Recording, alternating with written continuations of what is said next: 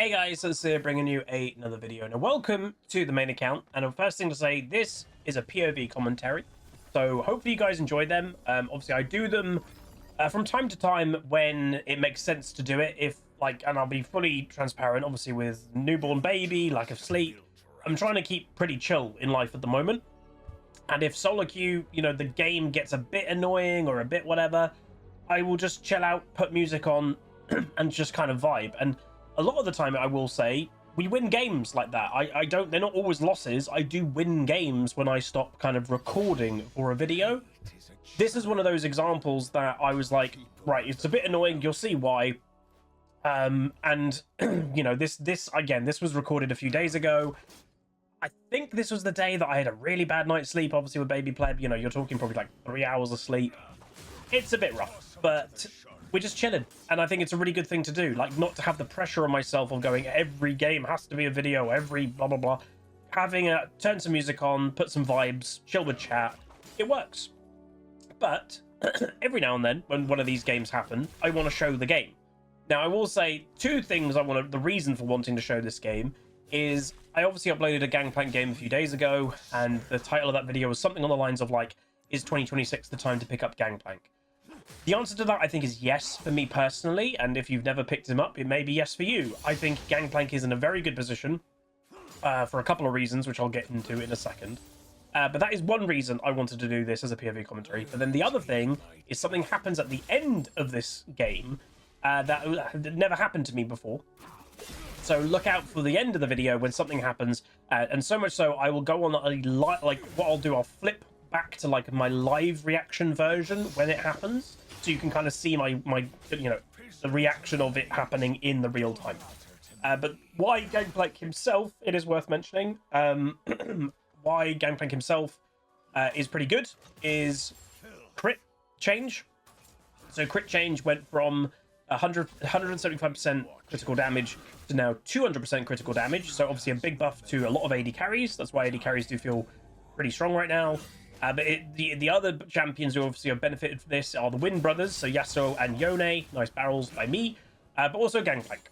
And then the other big thing, and I would even argue it's the bigger thing, is Essence Reaver is back as a Sheen crit item. So Gangplank for the last few years has had to buy Triforce. It is a good item on him, and that's what I built last game, and I kind of autopiloted to it. But obviously with Essence Reaver back, yeah, rush Essence Reaver. It's a Sheen item. That's exactly what you want, and it gives you crit. The thing with Gangplank, you want to realistically get to 100% crit as quick as possible. And when you're buying a Triforce, it's an expensive item, but two, you're delaying your crit. So here we go for a bit of trade. I make a mistake. I'm going for an Ignite.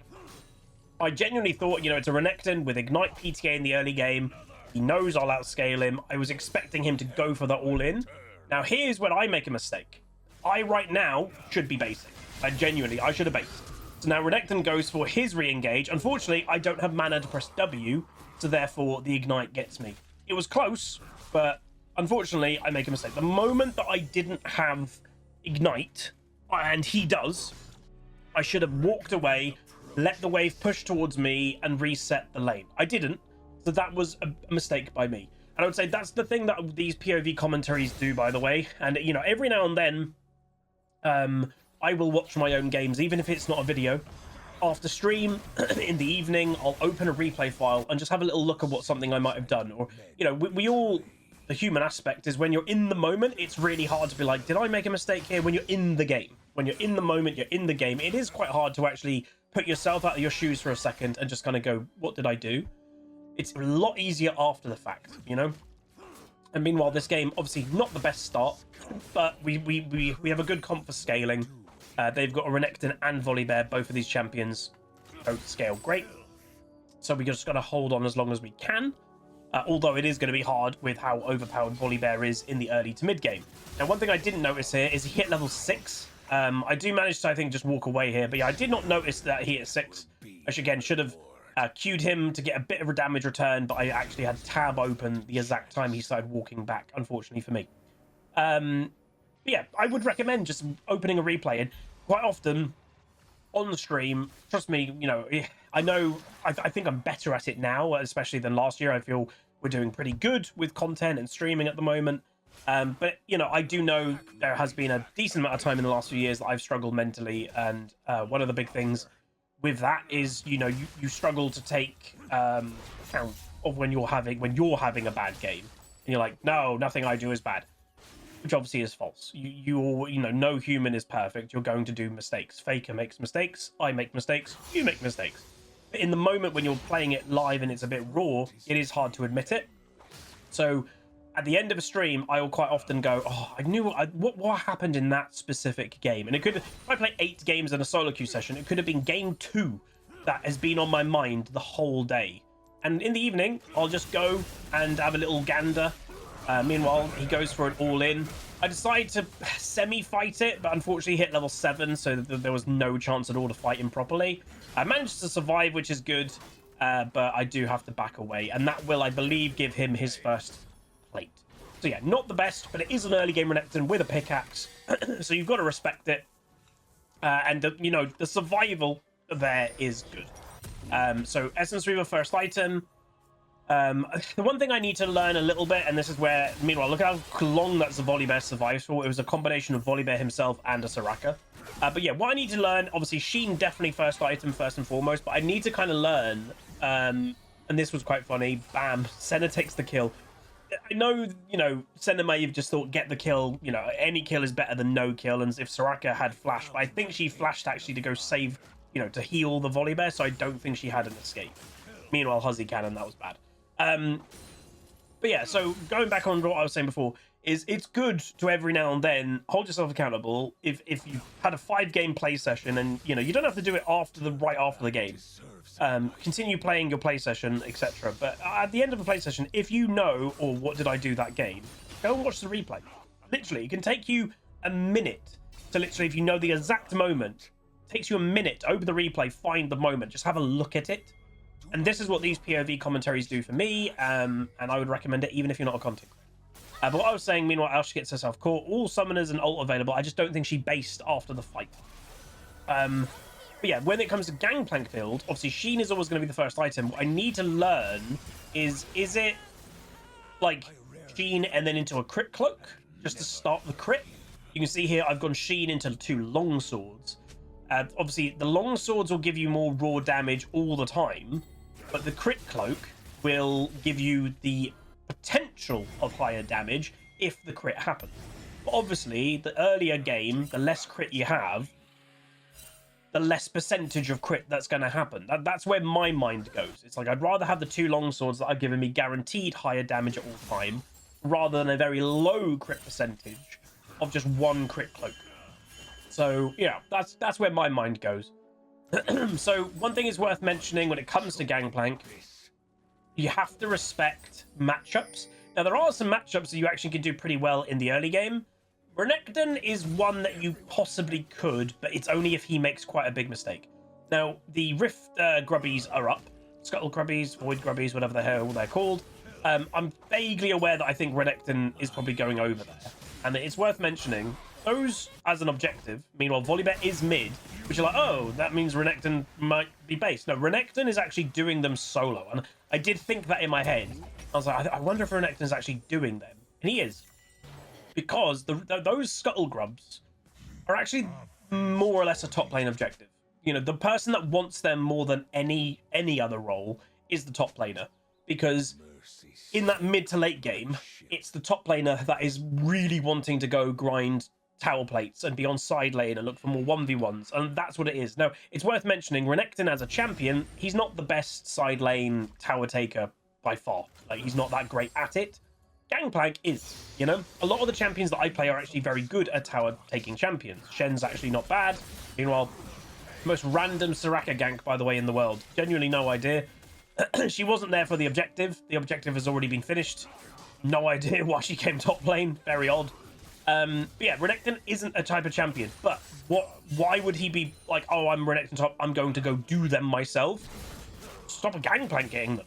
That's the thing. It's not just about you getting it. It's also about denying the opponent that arguably if I got 1 or 2 of those Scuttle Grubs, a Gangplank will make use of it so much more. Why? So again, I'm not a Demolish champion, but my passive is a tower killing passive. Now, I am half expecting Renekton, by the way, to be in this bush. Now, the one thing I would say, and he really random, and that, by the way, that shows the desperation of a Renekton. He knows he's going to fall off. He's trying to all in all the time. But one of the things I would say, and it is a point that I know is a bit touchy for some, but I'm here to try and help you become a better League player. And one thing I would always recommend to people is to not be a one-trick. The reason being, and I am, by the way, sensing a dive is about to come here. I knew it was going to happen. I should have based, but yeah, I get stunned into a Volibear and I didn't have W, so no counterplay. But where I would say don't be a one-trick in terms of becoming a better player is perspective of anticipating what an opponent can do. So, yes, I just died there to an unfortunate dive, but in that lane phase, you would see me positioning a slightly down, going, whoa, what if I was a Renekton, what would I do? I'd be looking for a hard engage, I'd be looking to, you know, hide in a bush to try and get a sneaky engage, because I know what a Renekton wants to do because I've played Renekton. And, like, that's a perspective that I would say is really hard for non-one-tricks to get into. And I think that's genuinely a strength if you're somebody that plays multiple champions, multiple roles. Now, here, you're actually going to find the first big mistake of Renekton. Now, he did make quite a few. So, proxying, I really do believe a lot of players do not understand proxying. So that is insanely bad by the Renekton. He just gave a Gangplank a solo kill, 1v1. And yes, he took me down to under half health, but I'm alive as a Gangplank, and I just got a solo kill on Renekton. That's really bad. That's the type of thing that you were a 2-0 Renekton, 20 to 30 farm above a Gangplank, as you should be in the early game, and you just gave him a solo. Don't do that. You know, really don't do it.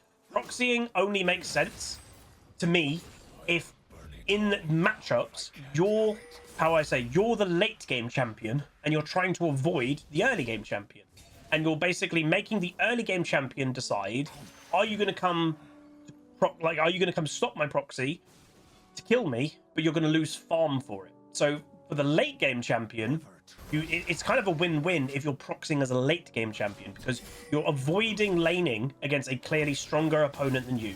You're getting probably more farm by proxying than you would get laning against the early game champion. And you're putting the early game champion in a really rough position of what are you going to do? What are you going to decide? So he just decides to go for a straight up dive here, and I make a mistake. I end up dead, but he's going to die, obviously. But he's really, obviously, again, he's really trying to get those kills, because, again, he has to. The mistake I made there, I actually missed my barrel Q. If I hit that barrel Q and I got that slight slow, I don't know if I would have survived, but it would have been a lot closer, because they would, one, would have done more damage to him, and two, it would have slowed him. So even after the flash, he wouldn't have been able to follow me as quickly. So that was a mistake by me not hitting that Q. But it's all okay. Diana gets herself the kill. And obviously, this is the point. Renekton has to do what he's doing currently. Has to. He's doing it kind of well in the fact that he's going for these dives. He's trying to apply the pressure.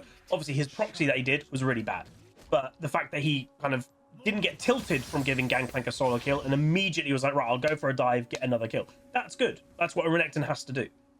So I got myself my 2 crit cloaks. So we're now above. And the reason why you get 2, by the way, before you go for other items, if you look at my crit percentage, and they are trying to kill the Zarya, I do throw my Gangplank ult to try and help, but we don't get a kill. You can see in the bottom left of my little stat box over that way, 55% crit. So now statistically, we are more likely crit now than not. That's why you buy 2 crit cloaks. Gangplank is a crit champion. Make no mistake. Majority of what this champion does is crit when it comes to wanting to do damage. So getting above that 50%, getting you statistically over the mark that you're now going to crit more than you're not, is very important. So build-wise, Collector will be next, and then after Collector, it'll be Infinity. Now, it's worth knowing we're going to have a small conversation about Volibear. He does get the red, but he should end up dead. Volibear has been a very problematic champion now for, God, over a year, maybe even going on to 2. And it's because of 2 things. And here we go again, by the way. Round 2, more proxy. And he's doing it again. So like I said earlier, I was kind of hinting about proxying. He just used W on a melee minion, a cannon minion there, by the way. This guy, I genuinely think it's a genuine problem that people don't know when to proxy. Again, close. But he just died solo to a Gangplank. It's ridiculous. He's now given 2 solo kills to a Gangplank when at this stage of the game, I should never be killing a Renekton. And some people may be like, you know, oh, that was, you know, it was close, but you killed him. But then before, he just towered over you. One, it's the crit difference, because now I'm dealing more crit damage. But secondly, you can't ignore sometimes. Well, the fact, one, he used W at the wrong time. He W'd a cannon minion instead of saving it for me. So that's a bunch of damage. Yes, I'll get rid of the stun with oranges, but it's good damage, the W. But also, like, proxying, yes, it's tower versus minions, but you are taking quite a lot of damage from minions when you're proxying. Like, you're not dividing the tankiness at all. You're taking all the damage from every minion in the area because there's nothing else to take aggro. But yeah, going back onto Volibear, he has been a problematic champion for quite a long time. He is getting nerfed, Huzzy Cannon. He is getting nerfed in the upcoming patch. But the problem that Volibear's got is, again, he's not really... There's no really mechanics to Volibear. He's a very basic, bog standard, just stat stick type of champion, you know? It's press Q and then follow up with W and E. That's about it. His stats are just simply too strong. And I was thinking about it, like, kind of earlier, of, like, what could you do against Volibear? The reason why he's so kind of broken is because he's hybrid. He can basically take... And watch this damage, by the way. Bam, that's Gangplank. One completed item, and we do that amount of damage. Very nice. I'm gonna throw my Gangplank ultimate down into the fight. Zeri, who, by the way, is 6-2, a fed AD carry, is top lane by herself. When Gangplank ultimate, you know... Yes, I'm top lane as a Gangplank, but my ultimate still impacts the fight. It still damages, it still slows. Bizarre choice that their pretty fed Zeri came top at this stage. Very odd. But yeah, the thing with Volibear is he basically can handpick broken items from AD AP attack speed. So that item there, I can't remember what it's called. It's something and something. He has got one. Diana's got one. He can get one of them.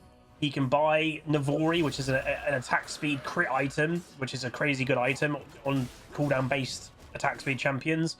And then he can buy broken AD champions, or items. He basically can hand pick which items he wants to buy and make basically the Exodia build worth of broken items.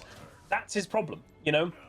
He'd be a way better and more balanced champion if they just decided he's an AD champ or an AP champ. It's kind of why a lot of people, meanwhile he's just jumping in, he flashes that as well, by the way. It's where a lot of people were a bit hesitant when they've now re-released Gunblade, because Gunblade, this is the third time that Gunblade has been in League of Legends, by the way. It's been removed 2 times before, because it is nearly impossible to balance hybrid in League of Legends. So much so that a few years ago, it wasn't even that long, they kind of removed all hybrid from the game. Triple barrel, very nice on the Xerath. But yeah, they kind of just stopped doing it. And they were like, this is just too hard to balance. We're just kind of not going to do hybrid for a while. They're slowly they're bringing it back. Meanwhile, Renekton was going for some weird gank there. I'm not really sure what that was about. But yeah, they're kind of bringing it back. And it is, I would say, the hardest thing to balance well in League of Legends. Because it's not just, oh, it does damage.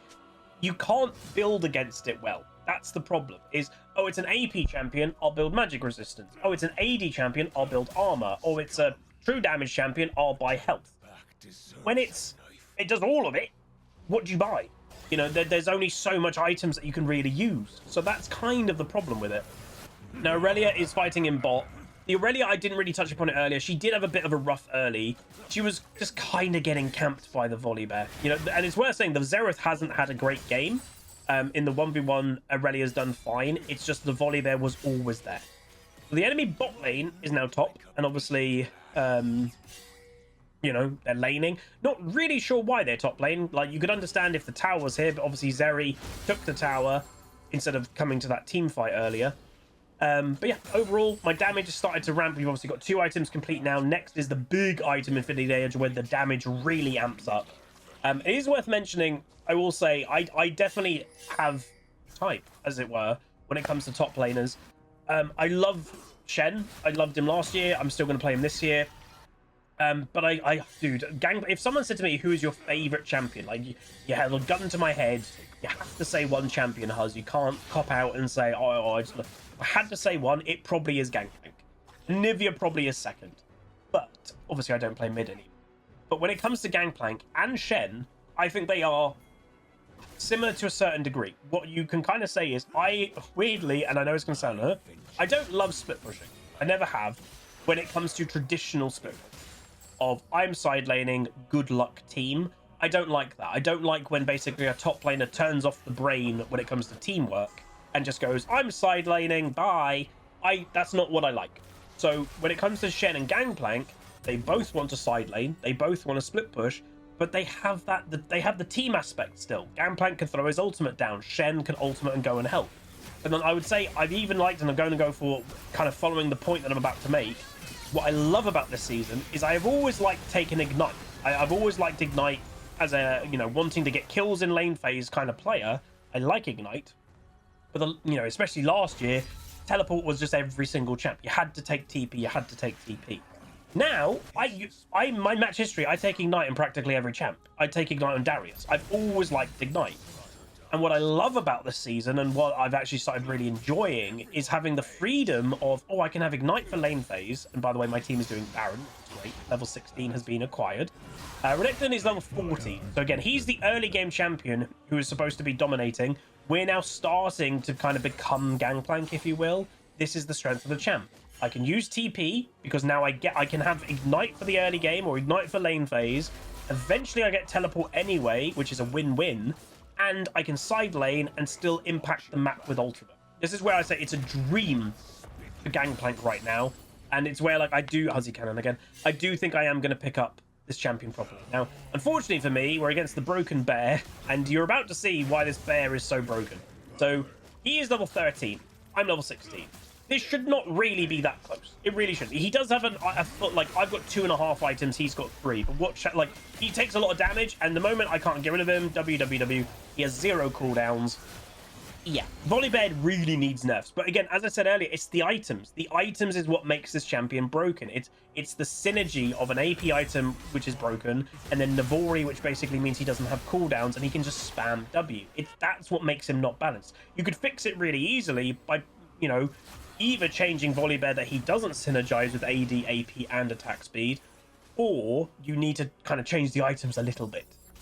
But obviously, no one loves the fact that, you know, this item that Riot kind of refuses to acknowledge is broken. It is broken. But no one loves the fact that maybe it's broken on, let's say, 5 champions. A lot of people are like, oh, it's broken on 5 champions, but it's not that good on other champs. What to do? Do you nerf those 5 champions, or do you nerf the item? Because then if you nerf the item, then the champions that it's not broken with, they're basically just getting worse. It is a rough thing to do. Again, the item is definitely too strong. They do need to nerf the item, but it is a hard situation. I think you just need to arguably just change Volibear. Not even nerf, just change him. I think just kind of making him more dedicated. Maybe instead of, you know, to the extreme, maybe instead of him being an AP, AD, attack speed, health, bruiser, maybe just removing a couple of those. You know, maybe he could be a AD attack speed champion or an AP attack speed champion, but the fact that he can kind of do it all, it's just a bit much. Now, one thing you'll notice that I am doing nicely, and look at that barrel, very nice, half health. I am very much focusing hard, very hard on side laning, very hard on it, because that is where, as a top laner, you are going to get the most experience benefit. I'm level 16, so I'm tied the highest level in the game. I'm actually very close to level 17, so I will be very close to probably the highest level in the game. Last I checked, I was 2 levels above my lane opponent, because again, what's happening is Renekton, you'll notice, is really trying to group a lot, because he knows his time is ticking out. It's Renekton. So he is being in that kind of like, I am team fighting, I'm trying to be useful in this way, and I'm like, well, I'm now level 17, I'm 2 levels above, he's level 15 now, and I'm power farming my way to like a late game build. Reminding everybody, Gangplank as a champion, he gets more gold from minions than any other champion in the game. So when you kill things with your Q, or if your barrel with a Q kills minions, you get bonus gold. And you can leave a game thousands of gold above your lane opponent with equal farm. And that's the difference, is I know I'm getting more from this than a Renekton is. 1, in terms of gold value, 2, in terms of scaling. So that's kind of why I'm focusing it so hard. And I can still help my team with my ultimate. Obviously, you know, the ultimate doesn't replace being there. Being there in person as Gangplank throwing barrels is better. The enemy team did a bit of a cheesy, just sit in a bush trying to get some a pick there. But we have got a 1-for-1 trade. I do throw my ulti, so Diana dies, Zeri dies. It is what it is. You know, the enemy team is going to slightly start to get a bit desperate, because the Volibear, who is kind of carrying them, he is going to fall off. You know, that's just the champion. He is going to fall off. There's not much he can do about it. is like, you know, one of the negatives of being a very one-dimensional stat stick champion is most of them fall off into late game, unless like they are a kind of insane hyper carry. Something like a Master Yi, you could argue, doesn't fall off in terms of his carry potential or scaling, but he does fall off when it comes to and I'm going to go for the Volibear here, and we get a kill. So he gets the tower, which, you know, you could argue he'll be fine with, but now that he's dead, we can look for a push, because again, he's been the big threat, and that also gave me a level 18. So we're now 3 levels ahead of the Renekton. We've got 3.5 items complete versus Renekton's 2.5. So this is where the power of late game and farming is. Renekton was winning in the early game. He was tower diving me in the early game. We are now going to have our 4th item complete. Yeah, it's where, like, again, I've always said to you, I prefer late game champions in general, because if your early game doesn't go great, doesn't really matter. Don't feed, don't int, stay mentally into the game, and you'll be okay. So I will say, Twitch chat in the bottom left was, you may just catch it there, Season 6 was my most played when it came to Gangplank. So yeah, I believe, which is insane, roughly Season 6 is when I kind of played a lot of Gangplank. It's crazy to believe that that is a decade ago, roughly, I believe. Which, yeah, it puts in perspective how long I've played this game. To say that, you know, people remember, oh, the old HuzzyGames, and that was 10 years ago. So I do have the Summoner TP available if I wanted to use it. That plus 40 gold, if you're wondering, where was that from? That's from First Strike. So again, more gold income, the gold income rune. Again, I don't take First Strike for the bonus damage, by the way. I'm taking it for the gold income. Because I want to basically just rush to get full build. Now, we do lose that fight. And I know some people are like, Huzzy, you're going to start grouping soon? Like, that's been your big thing for years, right? You like to group. I will, but right now, I'm actually doing a lot in terms of how do I say? The enemy team, when they're not used to a Gangplank fighting, they'll get comfy, if you will, of going, oh, we can win this, we can do that, blah, blah, blah. If I can jump, and you're not going to be able to do this in every single game, obviously, but if I can jump into a team fight and go, I'm full build Gangplank, we will kill them all, like just in the first team fight, because I'm not team fighting right now. My damage is very high, but if the first team fight that I have, I'm actually full build, they'll not expect the damage that I'll be able to put out. Unfortunately for me, Senna gets caught. I W at the wrong time, we get killed. Unfortunate, Xerath and Renekton in the area. Bad play by me. I should have, the moment that Senna just kind of got caught and died, I should have just walked away, because I knew Xerath was around. But that's my bad. Here, by the way, I'm kind of deciding what the hell is my last item, because I'm 100% crit, by the way. We have made it, and this is not great play by me and my team.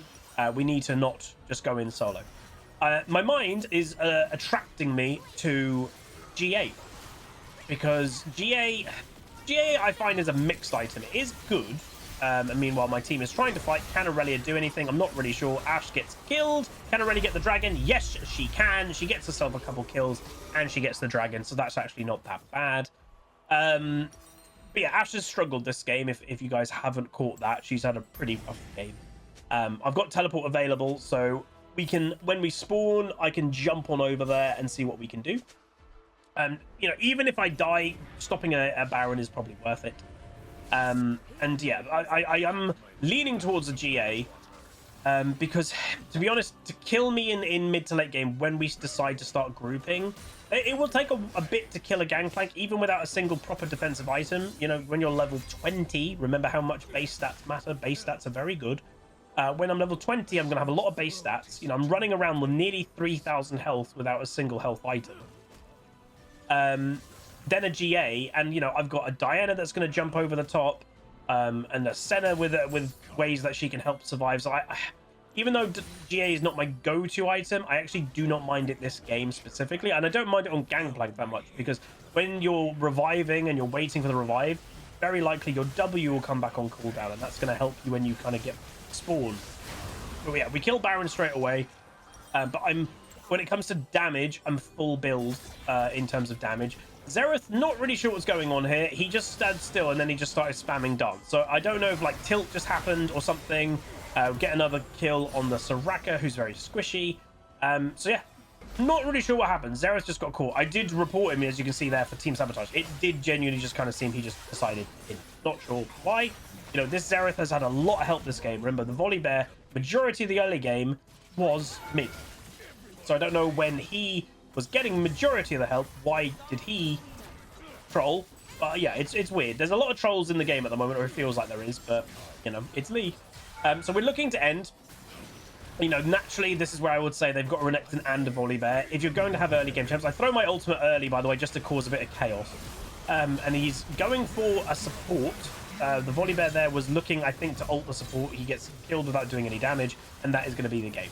So there it is. Like, outscaled them. Renekton and Volibear both kind of became useless, and it is a nice game. So what I'm going to do now is throw you to live reaction Huzzy for something that has never happened before.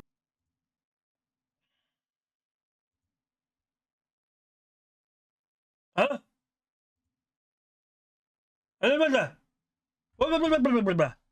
Huh? I got double LP for that game. It's my first one. Oh, Lord. We got double LP for that. Oh, hell yeah. Way. That might have to be a POV commentary, lads. I think that's a POV commentary because we played good eventually and we got that. I think that's a POV commentary. Oh, are you serious? Why not now? I got plus 40 LP for that game. Why don't do it to me now? Why? Why now? No. No, not now. The Riot server is so bad. Please. Please. Please contact support. Hey, Baker Street with 2 gifted subs. That means we can open a Pokemon pack. Right. We'll relog, I guess.